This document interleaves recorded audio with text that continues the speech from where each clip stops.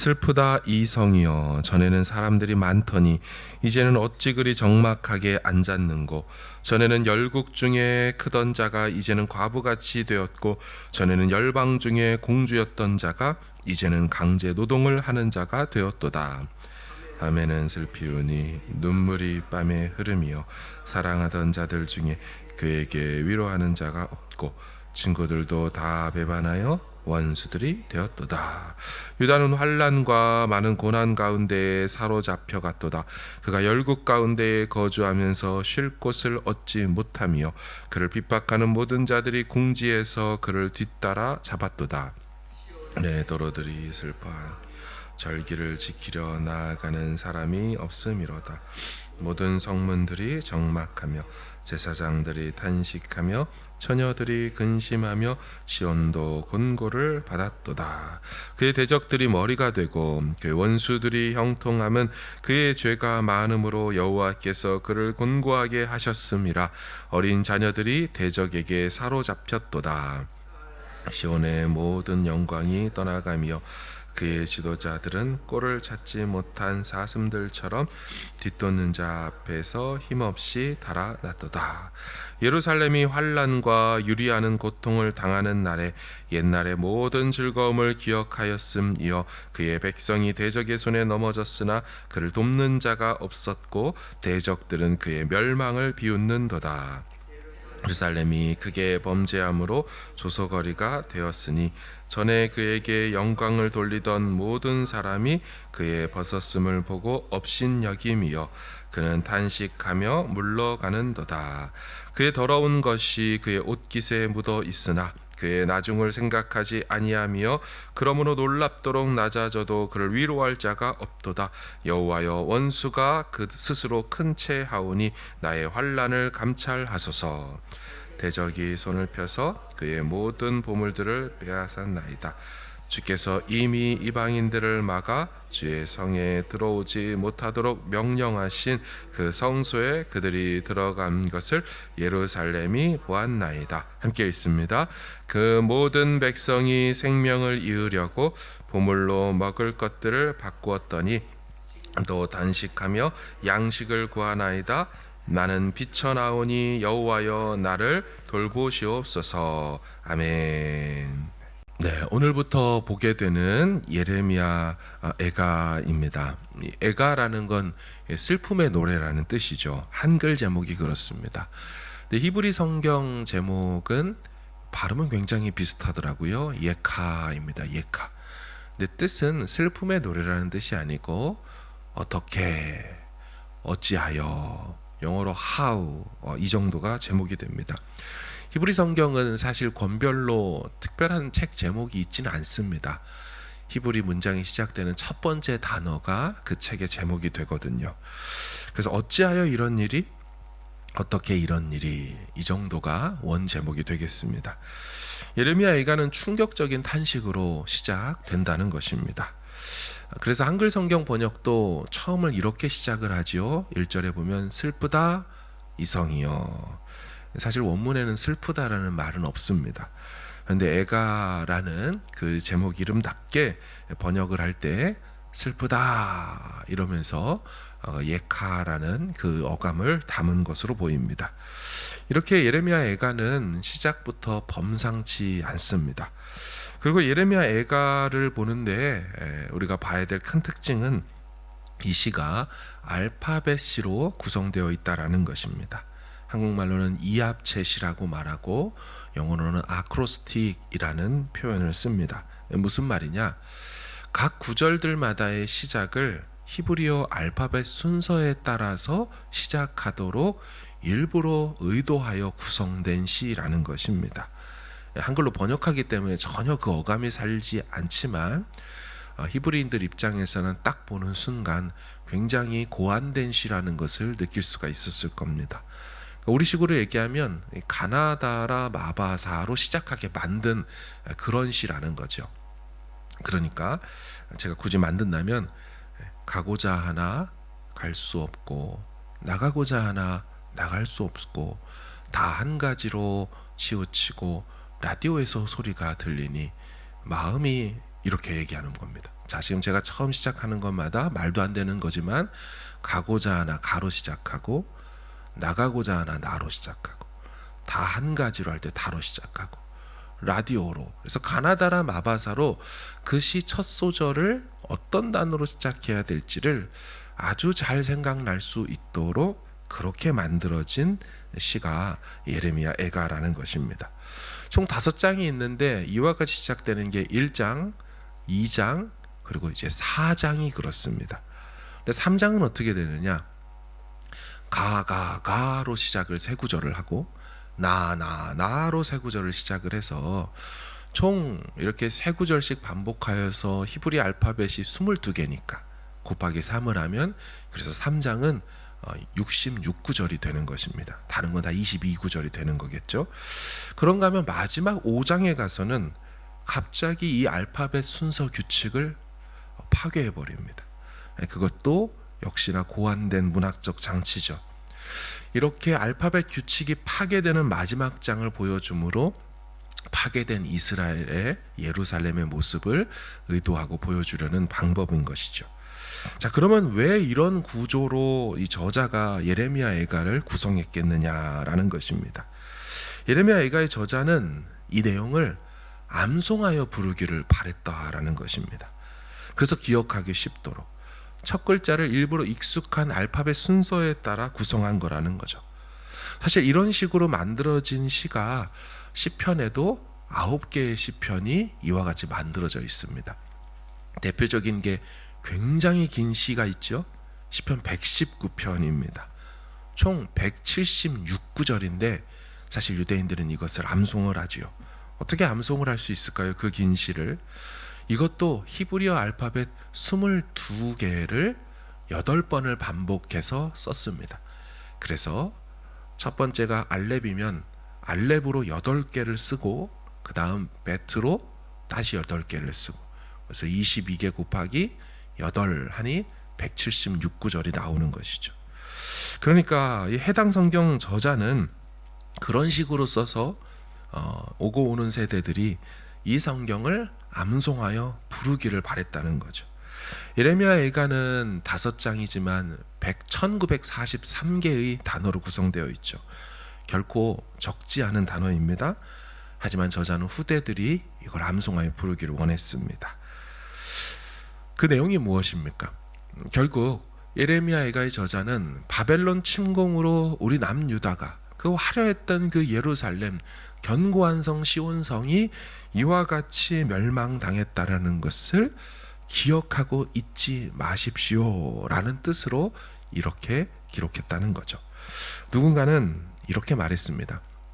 기억되지 않는 역사는 반복된다. 기억하지 못하는 역사는 결국 그 민족에게 반복될 수밖에 없다. 그런 의미에서 본다면 예레미야가 저자는 처참하게 무너지고 심파받은 역사를 후대가 잊지 말고 기억해서 다시는 그런 일을 반복하지 않기를 바랬다라는 거죠. 이는 궁극적으로는 하나님의 바람이었을 겁니다. 우상 숭배하고 여호와를 떠난 백성들의 결국이 어떻게 되었는지 잊지 말고 기억하라는 거죠. 다시는 이 슬픔의 역사가 반복되어서는 안 된다. 그것을 알리고자 하는 게 애가의 목적입니다. 우리 한국에서도 슬픔을 당하게 되면 모두가 기억하여 공히 부르게 되는 노래가 있습니다. 그것을 조가라고 하죠.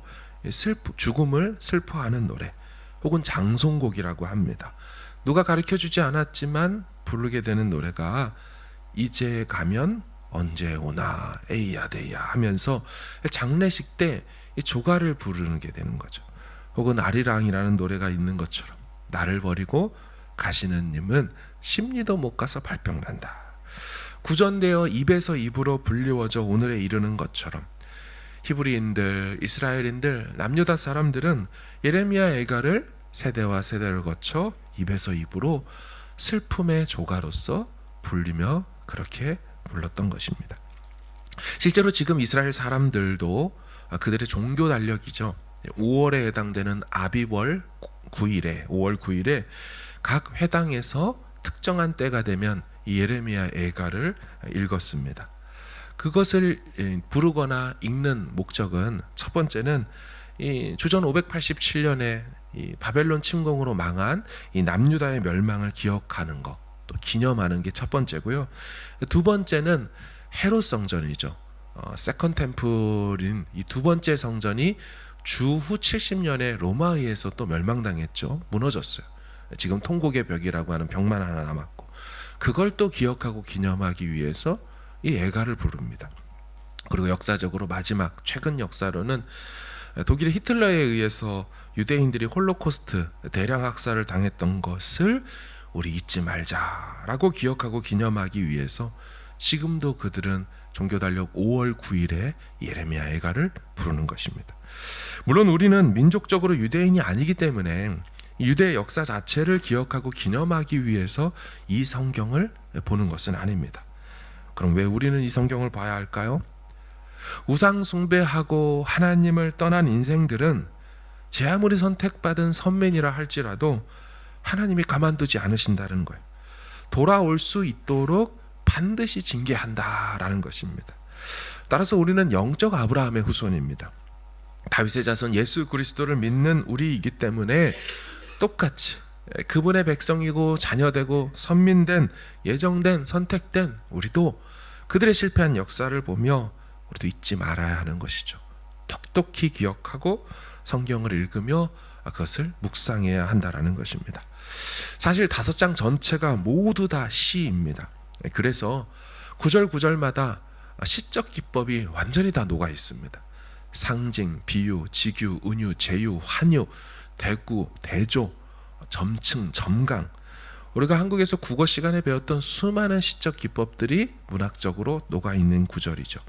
자, 1절만 보더라도요, 전에는, 이제는 이라는 대조와 대꾸가 반복돼서 사용됩니다. 1절을 보십시오. 슬프다 이성이여, 전에는 사람들이 많더니 이제는 어찌 그리 적막하게 앉았는고. 전에는 열국 중에 크던 자가 이제는 과부같이 되었고, 전에는 열방 중에 공주였던 자가 이제는 강제 노동을 하는 자가 되었도다. 3번이나 반복하며 전에는, 이제는을 사용합니다. 그리고 바벨론에 의해 망한 남유다가요, 지급범을 통해서 이렇게 표현되는데요, 열국에서 크던 자가 과부같이 되었다. 열방 중에 공주였던 자가 이제는 강제 노동하는 자가 되었도다.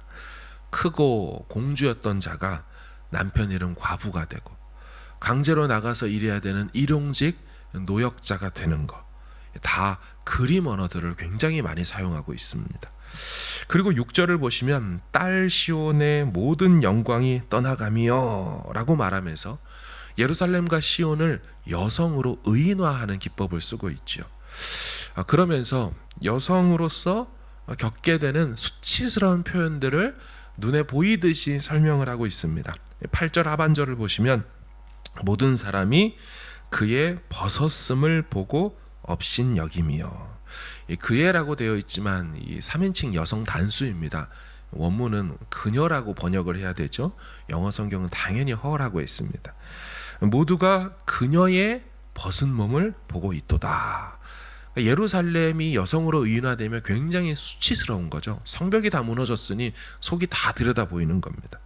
그런가 하면 9절을 보면 그의 더러운 것이 그의 옷깃에 묻어 있으나, 이것도 그애가 아닙니다. 그녀입니다.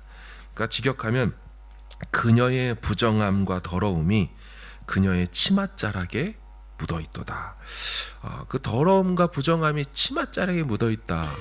사실 이것이 보여주는 이 그림 언어는 공주였던 여성이 누군가에 의해서 옷이 벗겨지고 강제로 성추행이나 강간을 당해 그녀의 피가 치마에 묻어 있는 장면을 보여주는 겁니다.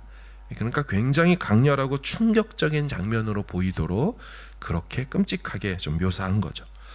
의도와 목적이 있습니다. 이만큼이나 이런 식으로나 시온과 예루살렘이 회파되고 파괴되었도다. 이것을 보여주는 거죠. 사실 우리 대한민국도 일제강점기 때에 이런 식으로 여성들이 유린당하고 착취당했죠. 대표적인 게 위안부 아니겠습니까? 사랑하는 여러분, 일반 세상 역사에서도 역사를 잊은 자에게는 미래가 없다라고 그랬어요. 역사를 잊은 자에게. 기억되지 않은 역사는 반복되고야만 한다. 이런 말처럼 성경 역사를 통하여 우리에게 촉구하는 것은 잊지 말라는 것입니다. 그 동시에 그들이 어떻게 회복되었는지도 같이 보라고 말합니다. 우리 9절의 마지막과 11절의 마지막을 보십시오. 9절 마지막, 나의 환난을 감찰하소서, 보소서라는 뜻입니다. 11절 마지막도 여호와여 나를 돌보시옵소서. 그런가 하면 1장 20절과 2장 20절에 여호와여 보시옵소서, 여호와여 보시옵소서. 3장 59, 60절에 두 구절 여호와께서 다 보셨나이다, 여호와여 나의 억울함을 보셨사오니. 마지막 5장 1절에 여호와여 우리가 당한 것을 기억하시고 우리가 받은 치욕을 살펴보옵소서. 그러니까 우리를 돌아봐 달라고 다시 겸비한 마음으로 간청하고 울부짖고 있다라는 것이죠. 하나님에 의해서 맞았고 하나님에 의해서 침을 당한 이스라엘은요, 다른 곳에서 치료받을 수가 없습니다. 오직 하나님께로만 돌아가야 거기서 다시 싸매음을 받고 상처도 치유를 입을 수 있는 것이죠. 나를 불쌍히 여기소서, 나를 돌아봐 주옵소서. 징계받은 자에게 가장 필요한 부르짖음인 것입니다. 우리가 슬픈 일이 혹시 있다면 이제부터 보게 되는 이 애가를 보시면서 같은 마음으로 우시면서 불쌍히 여겨달라고 하는 겁니다. 우리를 돌보아 달라고, 우리를 좀 보아달라고 우리 사정을 그렇게 이 시와 함께 올려드리는 거죠. 우리가 이렇게 하나님께로 돌아가게 될 때 하나님 당신도 하신 약속의 말씀처럼 나도 너희에게로 돌아가겠다라고 말씀하는 거예요. 우리가 돌아가며 탕자가 돌아가죠. 그리고 아버지도 탕자에게로 가까이 돌아가죠. 그 중간 어간에서 만나 같이 함께 재회의 기쁨을 누리고 회복을 누리게 되는 것처럼 하나님 앞에 불쌍히 여겨달라고 돌아갈 때 주님 다시 오셔서 우리 상처를 싸매어 주시고 우리를 어루만져 주실 줄로 믿습니다. 이 은혜가 짧은 애가를 보는 이 며칠의 기간이겠지만 풍성하게 묵상하고 누릴 수 있기를 간절히 주님의 이름으로 축원합니다. 아멘.